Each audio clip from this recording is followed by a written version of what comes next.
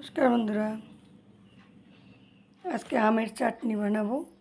তো এই যে আম নিয়েছি, এই যে আমি ছিলে নিয়েছি, ছোটো ছোটো পিস করে নেব। তো আমার লাগবে এই যে কাজু লাগবে, আর এই যে কিশমিশ লাগবে।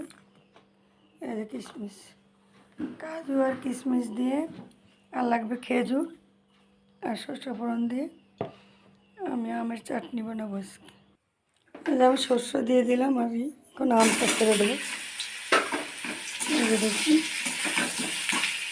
আমটা ভালো করে ভেজে নেব।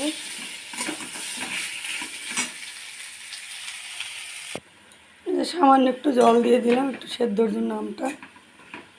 আর আমি এই চাটনিটার জন্য আমি 5 ফোড়ন, আমি এই চাটনির জন্য সব ধরনের ধনে, মরিচ, তারপরে সর্ষে ভেজে সব করে রেখে